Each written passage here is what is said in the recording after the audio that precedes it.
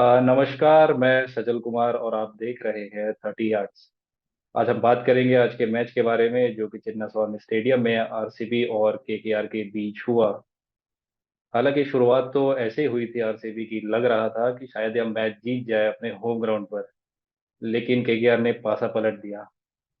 इस मैच पर चर्चा करने के लिए हमारे साथ जुड़े हैं फिर से सचिन और उपेंद्र थापक। आप दोनों का स्वागत है, आप दोनों गेस्ट स्पीकर का। तो सचिन जी, आप ये बताइए कि आज के मैच में हुआ क्या। हम पहले कुछ और देख रहे थे और आखिरी में कुछ और, क्या बताइए। देखिए, कलकत्ता ने पहले टॉस जीतकर गेंदबाजी का फैसला लिया। और जी। मुझे ऐसा मैच में लगा कि आरसीबी कहीं ना कहीं 40-45 रनों से पीछे रह गई। और ये जो स्कोर कहीं ना कहीं 220 तक में रुकना चाहिए था, ये 182 पर सिमट गया। और कहीं ना कहीं टीम ने मध्य ओवर में अपने बल्लेबाजी क्रम को खोया।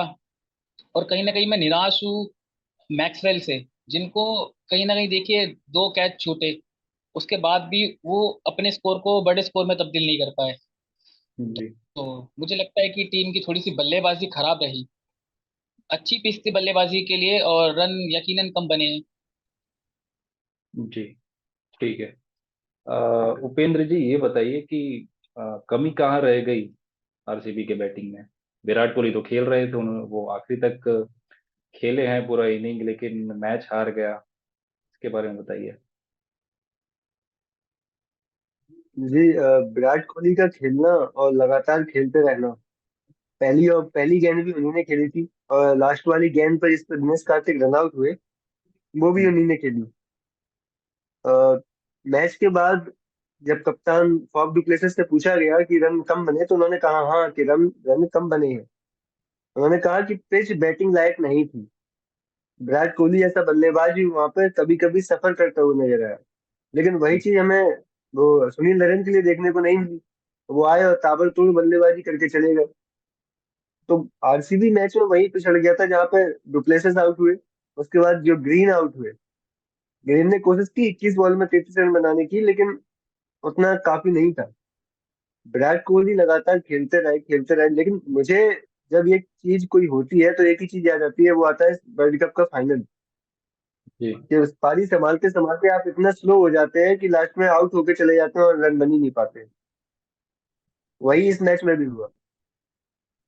और डुप्लेसिस का कहना सही था कि ठीक है, फंस रहा था मैच, लेकिन आपको रन बनाने पड़ेंगे। आप मैच में ऐसे नहीं छोड़ सकते। कि उन्होंने 16-17 ओवर में खत्म कर दिया मैच को। देखना पड़ेगा आरसीबी को अपनी इस कमी के ऊपर काम करना पड़ेगा, जितनी जल्दी हो सके उतनी जल्दी बेहतर है। चलिए ठीक है, मैं बैटिंग पर आऊंगा। इससे पहले मैं आपको कुछ आंकड़े बता देता हूँ इस स्टेडियम के बारे में, और आरसीबी और केकेआर आमने सामने हुए।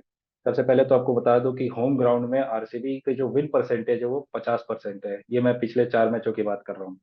और अगर देखा जाए हेड टू हेड, 12 मैच खेले गए हैं केकेआर और आरसीबी के बीच, जिसमें से आठ आठ आप सोच रहे होगे कि 8 आरसीबी नहीं जीते होगे, लेकिन नहीं, 8 केकेआर नहीं जीते हैं उनके खुद के होम ग्राउंड पे, और 4 आरसीबी नहीं जीते हैं।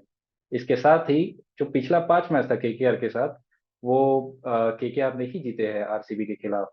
और यह छठवां मैच था, मतलब कि लगातार छठे मैच में उन्होंने इस मैच में भी शिकस्त खाई, और 6 मैच का स्ट्रिक अभी भी चल रहा है। चलिए ठीक है, कप्तान डुप्लेसिस पर आते हैं। ये बताइए कि कप्तान जो डुप्लेसिस है, उनके बल्ले से रन नहीं आ रहे, सचिन बताइए। देखिए, यकीनन कप्तान है डुप्लेसी। और ये हो सकता है कि उनको धीमी पिच पर बल्लेबाजी करने की आदत अभी ना हो, क्योंकि अभी जी। शुरुआती देखिए 2 मैच हैं। पर हमने पिछले साल भी देखा था कि वे धीमी पिच पर अच्छी बल्लेबाजी करते नजर आए हैं।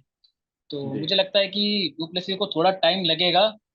पर यकीनन देखिए अच्छे खिलाड़ी हैं, तो पिच पर उनको वो धीमे शुरुआत में उनको समय चाहिए। और जी। मुझे लगता है कि आज कोहली शुरुआत से ही थोड़ा सा तेज खेलते नजर आए, तो कहीं ना कहीं वो मुझे लगता है दबाव में अपनी विकेट खोते चले गए आज। तो पर आगे यकीनन डुप्लेसी अच्छा प्रदर्शन करेंगे टीम के लिए। ठीक है। मैं आपको बता दूं कि आज शुरुआत विराट कोहली और फाफ डुप्लेसिस से हुई। फाफ डुप्लेसिस तो थोड़े जल्दी ही आउट हो गए, जैसे कि उनका 2 या 3 मैचेस से आउट हो रहे हैं, लेकिन विराट कोहली अंत तक डटे रहे। विराट कोहली के साथ आए कैमरन ग्रीन ने भी अच्छा प्रदर्शन किया, 21 बॉल पे 33 रन बनाए। उसके बाद आए ग्लेन मैक्सवेल ने 19 बॉल पे 28 रन बनाए, और उनका 2 बार कैच छूटा, लेकिन उस पारी को बड़े पारी में कन्वर्ट नहीं कर पाए। लेकिन इसी बीच हम ये बात कर ले कि जब आप डुप्लेसिस आउट हुए तो विराट कोहली शॉट्स खेल रहे थे, लेकिन जब कैमरन ग्रीन आउट हुए उसके बाद जो स्लो स्लो ओवर रेट से वो बैटिंग करना चालू किए, वो जिस तरीके से दिख रहे थे कि छक्के चौके मार रहे हैं, अब वो एंकर कर रहे थे इनिंग को। इसके बारे में आपका क्या कहना है? थापक जी ये बताइए कि अगर आउट हो रहा है तो क्या आप दूसरे को एंकर करने नहीं दे सकते इनिंग, और खुद जिस लय में चल रहे हैं उस लय में चलना चाहिए आपको? मैं विराट कोहली के बारे में बात कर रहा हूँ। देखिए, विराट कोहली बड़े बल्लेबाज हैं। एंकर करना जरूरत थी उस टाइम की, लेकिन कभी कभी मैच में वही सीन आ जाता है कि आप एंकर करने की कोशिश करते हैं, लेकिन सामने से विकेट गिरते रहते हैं। जी। यही कमी की वजह से हम वर्ल्ड कप भी हारे। क्योंकि मैं उस गम को भुला नहीं पा रहा हूँ कि हम वर्ल्ड कप इसलिए हार गए थे क्योंकि पहले स्लो खेले और एकदम से हार गए हम। या इसमें जी। भी यही हुआ। बैट्समैन जब आउट हुए तो उसके बाद शुरुआत अ, रजत पाटीदार आए। रजत जी। पाटीदार आए, वो 3 रन बना के आउट हो गए। उसके बाद अनुज रावत, मतलब लगातार विकेट गिरते रहे। जी। इसलिए विराट कोहली का टिक टिक खेलना जरूरी हो गया, क्योंकि अगर दिनेश कार्तिक भी आउट हो जाते वहां पे या विराट कोहली आउट हो जाते तो 182 का स्कोर जो आप देख रहे हैं वो भी नहीं बनता। ये स्कोर जी। 150 रन के आसपास रहे। 17-18 ओवर हो गए थे, 150 रन भी नहीं थे शायद। जी। क्योंकि जब कार्तिक आए, कार्तिक ने 3 छक्के लगाए, उसके बाद 8 बॉल में 20 रन बनाए, उसके बाद इनका स्कोर 182 तक पहुंच गया। विराट कोहली ने भी लास्ट में एक छक्का मारा, नहीं इनका इसका स्ट्राइक रेट और कम था। जी। विराट कोहली के ऊपर सवाल उठाना थोड़ा सा नॉर्मल है, क्योंकि आने वाले वर्ल्ड कप आने वाला है, उनसे उम्मीदें बहुत ज्यादा हैं। वहाँ पे हार्दिक पांड्या, रोहित शर्मा के बीच में जो कुछ भी चल रहा हो, लेकिन दिक्कतें चल रही हैं। जी। आईपीएल इंडिया के लिए अच्छी खबरें लेके आना चाहिए, लेकिन कहीं ना कहीं ये थोड़ा सा डबाडोल वाली स्थिति चल रही है अभी। चलिए ठीक है, मैं आपके जो दर्शक है अपने उनको बता दूं कि ये है ओवर, जिसमें आरसीबी और केकेआर दोनों का है, हर एक ओवर का यहाँ पर आंकड़ा है। तो ये है 3 ओवर। सबसे पहले यहाँ पर डुप्लेसिस आउट हुए। डुप्लेसिस के आउट होने के बाद 90 ओवर में आप देख सकते हैं यहाँ पर कैमरन ग्रीन आउट हुए। कैमरन ग्रीन के आउट होने के बाद आप रन रेट दे सकते हैं, जो अगले ओवर है 10वें ओवर में 3 रन, 11वें ओवर में 2 रन। उसके बाद कुछ ओवर में स्पाइक हुआ, 17 रन पड़ा, लेकिन उसका फिर रन रेट गिर गया। तो इस तरीके का रहा आरसीबी का हाल आज पूरे इनिंग में। ठीक है, अब आगे पूछते हैं। देखिए, जब कैमरन ग्रीन आउट हुए, सचिन जी मैं आपसे ये सवाल पूछने वाला हूँ कि जब कैमरन ग्रीन आउट हुए, उस समय शायद टीम का स्कोर चल रहा था 2 फॉर 82, और ओवर 9 ओवर हो गए थे। इसके बाद आए ग्लेन मैक्सवेल। हालांकि हम अगर पिछले मैच में देखा जाए तो कैमरन ग्रीन के बाद आते हैं रजत पाटीदार, उसके बाद ग्लेन मैक्सवेल, उसके बाद अनुज रावत। क्या आपको ये नहीं लगा कि आरसीबी को पहले ही पता चल गया था कि हम इस मैच में पीछे हो चुके हैं, हमको जो स्कोर चाहिए, हमने जो स्कोर सोचा है आज इनको टारगेट देंगे, उससे पहले ही हम आज कम स्कोर कर चुके हैं 8 ओवर या 9 ओवर में? बताइए। हाँ जी, देखिए बिल्कुल। जब तक विराट कोहली और कैमरन ग्रीन खेल रहे थे तो यकीनन दोनों अच्छी पारी को संभाल रहे थे। दोनों तरफ से रन भी आ रहे थे। पर जब कैमरन ग्रीन का विकेट गिरा तो जी। उसके बाद से आरसीबी की विकेट की झड़ी सी लग गई। अनुज रावत भी देखिए सस्ते में चले गए, पाटीदार भी सस्ते में चले गए। तो कहीं ना कहीं रन कम बने हैं। और वो मुझे लगता है कि कैमरन ग्रीन के आउट होने से ही वो टर्निंग पॉइंट था मैच का। और देखिए रजत पाटीदार, मुझे लगता है टीम मैनेजमेंट ये सोच रही है कि रजत पाटीदार को ज्यादा से ज्यादा गेंदें खिलाई जाए और उनको मौका दिया जाए। मुझे हालांकि आज मेरा उनको मानना है। भेजा भी गया है।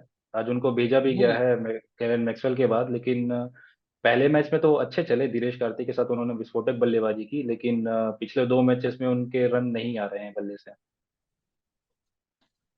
मुझे लगता है कि उनको मैक्सवेल से ऊपर भेजा जाना चाहिए, क्योंकि हम्म। वो अच्छी शैली के बल्लेबाज हैं और उनको समय लेकर अपना खेलते हैं। परंतु अगर उनको 5वें नंबर पे ही खिलाना है तो उनके बदले महिपाल लोमरोर को मौका दिया जाना चाहिए, क्योंकि आपको याद होगा पिछले मैच में महिपाल लोमरोर अच्छा प्रदर्शन करके गए थे। और 5वें नंबर की शैली पर मैं रजत पाटीदार को सही नहीं मानता हूँ, क्योंकि उस जगह हमको एक हिटर बैट्समैन चाहिए जो कि कम बॉलों पर ज्यादा रन बनाए। ठीक और यही कारण है कि हम कम रन से रहे पीछे, आरसीबी है। कम रन बना पाई। ठीक है। थापक जी ये बताइए कि दिनेश कार्तिक जो बैटिंग करने आ रहे हैं वो बैटिंग के क्रम में सबसे निचले स्तर पर आ रहे हैं। और तीनों मैचों में उन्होंने लगातार एक अच्छा प्रदर्शन किया है। हम अगर हमें ये कहना भी चाहिए कि जो रन बनाते हैं आखिरी में वो आरसीबी की टोटल में बहुत ज्यादा वो दिखता है ना, प्रभाव डालता है। तो उनको क्या एक या दो नंबर ऊपर नहीं बुलाना चाहिए? जब 15वां ओवर चल रहा था तब हमें उनको ऊपर बुलाकर पूरे 5 ओवर, मतलब कि पूरे के पूरे 30 बॉल उनको खिलाने की कोशिश करनी चाहिए थे, लेकिन उनके जगह अनुज रावत आए और उन्होंने 3 बॉल में 3 रन ही बनाकर चले गए। तो उनको, आपको नहीं लगता कि दिनेश कार्तिक को हमें ऊपर लाना चाहिए? वो प्रदर्शन करके हमें दे रहे हैं। देखिए, दिनेश कार्तिक एक अनुभवशाली बल्लेबाज हैं। उन्होंने हम्म, अपने अनुभव से बार बार बताया है कि कैसे प्रदर्शन करते हैं वो और बाद में कैसे होते हैं। पिछले जी T20 वर्ल्ड कप का मुझे याद है कि T20 वर्ल्ड कप के पहले की बात होती है, तो दिनेश कार्तिक आईपीएल के दम पे ही T20 वर्ल्ड कप में पहुंचते हैं। वहां पे जी उनको अभी भी वही बातें चल रही हैं कि T20 वर्ल्ड कप आने वाला है। दिनेश कार्तिक ने 2 मैचों में शानदार प्रदर्शन किया है। और उसके हम्म, बाद मतलब लास्ट में आके जो बड़े शॉट मारने होते हैं या फिर निराश ट्रॉफी का फाइनल उन्हें वापस से याद दिला दिया कि वो ऐसी बल्लेबाजी कर सकते हैं। लेकिन मुझे नहीं लगता कि आप उनको ऊपर बुला देते हैं, उनको 30-40 बॉलें देते हैं तो वो शतक मारने वाले बल्लेबाज है। हम्म, वो उनको 10-15 बॉलें मिलती हैं, वो छह छह चौके छक्के लगाते हैं लास्ट में, उसी के लिए ठीक है। उनको अगर हम ऊपर देते हैं तो बाद में इनका पूरा बैटिंग ऑर्डर बिगड़ जाएगा, क्योंकि फिर रजत पाटीदार को या अनुज रावत को और नीचे आना पड़ेगा। उनमें इतनी हिटिंग क्षमता शायद मार सकते हैं, ऐसा नहीं है कि शॉट नहीं मार सकते, लेकिन उनको जी उस लेवल से उठा के नीचे कर देना और दिनेश कार्तिक को उठा के ऊपर कर देना, ये बैटिंग ऑर्डर के साथ छेड़छाड़ होगा। और भूलिए मत, पिछले मैच आरसीबी जीतते हुए आ रही है।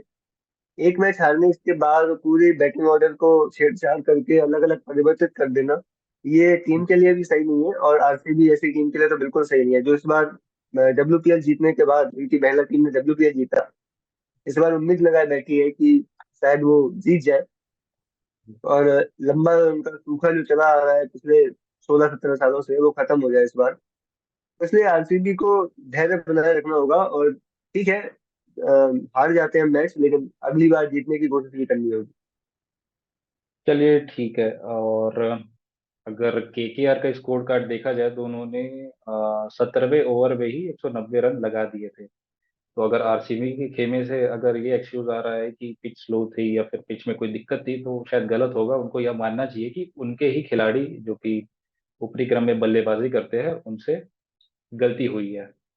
ठीक है, आरसीबी के खेमे से एक आखिरी सवाल लॉकी फर्गसन को लेकर। मैच के शुरुआत में ये कहा गया था कि ये जो विकेट है यहाँ पर रन तो काफी पड़ते हैं, लेकिन एक चीज है जिसको हम इस चीज को रोक सकते हैं, वो है बॉलिंग। बॉलिंग मतलब कि फास्ट बॉलिंग में आप कटर का यूज कर सकते हैं, स्लोअर बॉल का यूज कर सकते हैं। अगर आप पिछले कई मैचेस देखेंगे इसी स्टेडियम पे, तो पेसर ने ही सबसे ज्यादा विकेट लिए हैं स्लोअर बॉल पे। लॉकी फर्गसन के पास एक ऐसी चीज है, मतलब लॉकी फर्गसन एक ऐसे बॉलर है जिनके पास ये सब जो चीजों चीजें की भरमार है। उनके पास हर तरह के वेरिएशन है। उनको आज आज आपको नहीं लगता सचिन जी कि उनको आज खिलाना चाहिए था? हाँ जी, देखिए मैं आपकी बात से सहमत हूँ। मुझे लगता है कि आज लॉकी फर्गुसन की टीम में जगह बनती थी, क्योंकि उनके पास देखिए मुझे लगता है कि सिराज के बाद टीम में आरसीबी खेमे में वही एक गेंदबाज है जो कि अपनी कटर और स्लोअर से टीमों को प्रभावित कर सकते हैं। क्योंकि देखिए उनके जी पास सबसे तेज बॉल 155 150 की बॉल से सबसे तेज बॉल फेंकते हैं वो। और अगर वहीं वो कटर, तो कटर 120 122 बॉल की स्पीड से कटर फेंकते हैं वो। तो वो जरूर बल्लेबाजों को परेशानी में डाल सकते थे। और मुझे लगता है कि देखिए जो टीम में अल्जारी जोसेफ को आरसीबी ने मौका दिया है। हम्म, देखिए पिछले कुछ मैचों से अल्जारी जोसेफ का प्रदर्शन अच्छा नहीं रहा। तो मुझे लगता है कि कहीं ना कहीं अल्जारी जोसेफ की जगह लॉकी फर्गुसन की टीम में जगह बनती थी। और कहीं ना कहीं स्पिनर्स को भी, अगर जो इन्होंने खिलाया, कि स्पिनर्स के बदले भी एक फास्ट बॉलर ऐड किया जा सकता था। और हम्म। देखिए लॉकी फर्गुसन एक क्लास प्लेयर हैं और गेंदबाजी में तो मुझे लगता है कि काफी अच्छे गेंदबाज हैं। और उनकी टीम में आ जाने से टीम का संतुलन अच्छा बनेगा, क्योंकि एक तरफ सिराज होंगे और एक तरफ लॉकी फर्गुसन। ठीक है, केकेआर के बारे में बात करते हैं, केकेआर की बैटिंग लाइनअप के बारे में। पिछले कुछ मैचों से जो ऊपरी क्रम है उनके बल्लेबाजों के रन नहीं आ रहे थे। आज फिल सॉल्ट मार रहे हैं, सुनील नारायण मार रहे हैं। वैसे सुनील नारायण को हम तीनों की तरफ से कॉन्ग्रेचुलेट करते कि उनका ये जो आज का मैच था वो 500वां T20 मैच था, और ऐसा करने वाले वो कुछ कुछ चुनिंदा खिलाड़ियों में से एक है। उसके साथ वेंकटेश अय्यर मार रहे हैं, वो भी 166 के स्ट्राइक रेट से, जो आरसीबी के खेमे से नहीं दिख सका। श्रेयस अय्यर जिन पर काफी नजरें हैं पिछले कुछ महीनों से, क्योंकि अ, उनको सेंट्रल कॉन्ट्रैक्ट लिस्ट से हटा दिया गया है और ईशान किशन और श्रेयस अय्यर को कहा गया है कि भाई आप देखिए, परफॉर्म करिए, नहीं तो फिर आपका कुछ नहीं हो पाएगा नेशनल साइड के लिए। तो ये जो बल्लेबाजी जो जिस तरीके से अब ये करना चालू कर रहे हैं, और जैसे ये टूर्नामेंट परवान चल रहा है, तो कितना अच्छा होगा ये खुद की टीम के लिए और कितना घातक होगा दूसरों की टीम के लिए, बताइए थापक जी।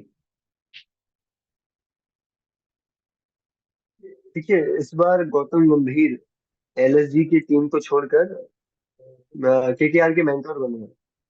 और आपको याद होगा कि जब केकेआर चैंपियनशिप जीती थी आईपीएल की, उस टाइम पे गौतम गंभीर कप्तान थे। जी।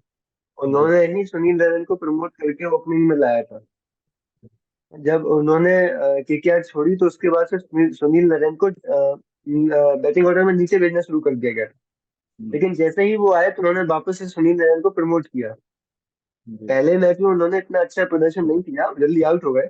लेकिन दूसरे मैच में उन्होंने बता दिया कि अपने मेंटोर जो है, मेंटोर साहब गौतम गंभीर, उनका भरोसे पे बिल्कुल खड़े खड़े उतरे। 5 छक्के लगा के उन्होंने 47 रनों की पारी खेली। और शुरुआत के जब तक सुनील नारायण खड़े थे, उन्होंने डिफाइन कर दिया था कि हाँ, आरसीबी इस मैच में कहीं नहीं बची है। जी। और अंत होते होते हमने देखा कि आरसीबी हार गई, क्योंकि जी। जहां पर उनके बल्लेबाज शॉट मारने में या फिर रन बनाने में सफर कर रहे थे, यहाँ पे इन्होंने दिखा दिया कि हाँ भाई, कि हम बताते हैं कि पिच पर कैसे खेलते हैं। मतलब वही हो गया कि आपके घर में हम आके बताएं कि नाचना कैसे होता है। जी। मतलब आरसीबी आरसीबी की ग्राउंड में ही हार रही है। इसीलिए तो उसके बाद वेंकटेश अय्यर ने भी दिखाया कि मैं डुप्लेसिस की बात से सहमत हूँ, ठीक है, सफर कर रही थी सेकंड पिच में बॉल सही होगी, लेकिन बाद में पिच बदल थोड़ा ना दी। ठीक है, आप सुनील नारायण को कह दीजिए कि हाँ, लपेटे में आ गई बॉल, चलेगा, छक्के मारते गए। लेकिन वेंकटेश अय्यर ने भी तो शॉट मारे। वही स्ट्राइक रेट फ्लिप शॉट का भी था, 20 में 30 मारे उन्होंने, 150 का स्ट्राइक रेट से खेले। तो वही श्रेयस अय्यर ने भी छक्के मारे वहां पे। मतलब पूरी टीम ने ही ढंग से बल्लेबाजी की है। हाँ, इसमें कॉन्फिडेंस वाली बात आ जाती है कि उनके विकेट लगातार गिरते रहे। पहले हम्म। डुप्लेसिस आउट हो गए, फिर मैक्सवेल आउट हो गए, उसके बाद अनुज रावत और वो भी नहीं चले, पाटीदार। लेकिन इनके में भी आपको आईपीएल जैसे टूर्नामेंट में आके आप ऐसे इस तरीके का प्रदर्शन नहीं कर सकते। खैर, वो सब लोग बड़े खिलाड़ी हैं, इनमें कोई दो राय वाली बात नहीं है कि वो आगे से अच्छा प्रदर्शन करेंगे। लेकिन आपको देखना होगा, क्योंकि आई केकेआर के खिलाफ ग्राउंड में आरसीबी का प्रदर्शन अच्छा नहीं है। हम्म। और गौतम गंभीर और विराट कोहली की जो तनातनी हमने पिछले साल देखी थी या फिर लगातार देखते आ रहे हैं, वो भी अपने आप में फैंस के लिए एक वो है। हालांकि आज हक हुए बाकायदा, लेकिन तब भी हम्म। फैंस देखना चाहते हैं कि यंग विराट कोहली जो गुस्से में, और गौतम गंभीर भी अपने आप में है ही महान। जी। ठीक है, आज मैच चालू होने से पहले हेड टू हेड की बात काफी ज्यादा करी जा रही थी। उसमें 3 प्लेयर शामिल है, आरसीबी से विराट कोहली वर्सेस स्टार्क, और दूसरा है रसेल वर्सेस सिराज। क्योंकि आपको बता दें कि जब भी सिराज ने रसेल को बॉल किया है, उन्होंने रन अ बॉल ही बनाया, और एक या दो डिसमिसल ही है, और उतना ज्यादा उनके बॉलिंग पर उन्होंने छक्के चौके नहीं मारे हैं। और हाँ, पिछले सीजन का रिंकू वर्सेस यश दयाल, शायद ये आपको सबको याद होगा, लेकिन आज कुछ भी नहीं हो पाया। हमने विराट और स्टार्क का तो देखा, स्टार्क बुरी फॉर्म से गुजर रहे हैं, पता नहीं उनको क्या हुआ है। वो रन नहीं रोक पा रहे हैं, बस रन दिए जा रहे हैं। रसल और सिराज आज हो नहीं पाया, क्योंकि रसल बैटिंग करने ही नहीं आया, क्योंकि आरसीबी ने उतने रन उनको दिए ही नहीं थे, नहीं तो कुछ भी हो सकता था। रिंकू और यश दयाल की बात की जाए तो हुआ, एक या दो बॉल ही बस खेल पाया, लेकिन उसमें उतना कोई खास राइवलरी पता नहीं चला। ठीक है, मिचेल स्टार्क के बारे में बात करेंगे। ये मिचेल स्टार्क जो है, इनको क्या हुआ है, मतलब वर्ल्ड क्लास का टैग लेकर आते हैं, ऑस्ट्रेलिया के लिए खेलते हैं, ऑस्ट्रेलिया चैंपियन टीम है, और मिचेल स्टार्क को तो ये कहा जाता है अगर उनको एक या दो मैच में रन पड़े तो वो वापसी करते हैं, लेकिन वो वापसी करते हुए दिखाई नहीं दे रहे हैं। सचिन जी बताइए। देखिए, मैं खुद बहुत ही आश्चर्यचकित हूँ कि मिचेल स्टार्क मतलब इतना हाई क्लास गेंदबाज है, और भारतीय बल्लेबाजों के सामने उसकी एक भी नहीं चल रही। देखिए, पिछले मैच में क्लासेन ने उनको सही से धोया, और आज के मैच जी। में विराट कोहली ने बात करें तो ऑफ साइड पे भी शॉट मारे, लेग साइड पे वो फ्लिक पे छक्का मारा। तो देखिए, कहीं ना कहीं मुझे लगता है कि थोड़ा सा समय लगेगा। अभी ये ओवरसीज गेंदबाज हैं। आपको पता है कि ऑस्ट्रेलिया की पिच पर भारी उछाल रहता है, और वहीं भारतीय पिचों की बात करें तो कम उछाल वाली पिचें रहती हैं। तो कहीं ना कहीं समझने में अभी समय लगेगा। बाकी और थोड़ा सा इनको ध्यान देना पड़ेगा अपनी लाइन और लेंथ पर। मुझे लगता है कि हम्म। लाइन लेंथ पर थोड़ा सा स्टार कभी ध्यान नहीं दे पा रहे हैं, कितनी हम्म। ऑफ स्टंप की लाइन पर नहीं। क्योंकि ये देखिए विराट कोहली के सामने अगर आप रिकॉर्ड उठा के देखें तो स्टार्क हमेशा से ऑफ साइड पकड़ते चलते आए हैं। हमेशा से हम्म। विराट कोहली को वो ऑफ साइड जो फोर्थ स्टंप की लाइन है उस पर ही घेरते नजर आए हैं। पर आज के मैच में देखें तो वो विराट कोहली को लेग साइड पर ही बॉल करते नजर आए। जी। और यही क्लासेन के समय भी हुआ था। जब क्लासेन बल्लेबाजी कर रहे थे तो हम्म। क्लासेन की कमजोरी है कि आप उनको ऑफ स्टंप पे पकड़ के चलते रहिए। बट उस समय भी देखा गया कि स्टार्क उनके लेग साइड पर ही बॉल ज्यादा डाल रहे थे। तो कहीं ना कहीं लाइन लेंथ की कमी है। और आगे अगर लाइन लेंथ अच्छी डालेंगे तो अच्छा प्रदर्शन करेंगे। और यकीनन देखिए केकेआर ने इन पर भरोसा जताकर सबसे महंगे खिलाड़ी हैं, तो कहीं ना कहीं टीम की इनसे बहुत उम्मीदें हैं। हम्म। और भारतीय फैंस और आईपीएल के जितने भी फैंस हैं सबकी उम्मीदें हैं कि ये अच्छा प्रदर्शन करें। और कहीं ना कहीं मुझे लगता है कि फैंस बहुत नाखुश होंगे, क्योंकि जिस हिसाब जी। की प्राइस मनी में इनको केकेआर ने खरीदा है अभी तक ही वे प्रदर्शन ये कर नहीं पाए हैं। चलिए ठीक है। आईपीएल टूर्नामेंट की शुरुआत है ये, और हो सकता है कि टीम अपनी गलती को पहचाने और आगे बढ़े। ठीक है, कल है मैच पंजाब के किंग्स का और लखनऊ सुपर जायंट्स का। इस पर हम बात कल करेंगे, हम तीनों कल बात करेंगे, और इसी के साथ हमारे साथ आप जुड़े रहिए 30 यार्ड्स में।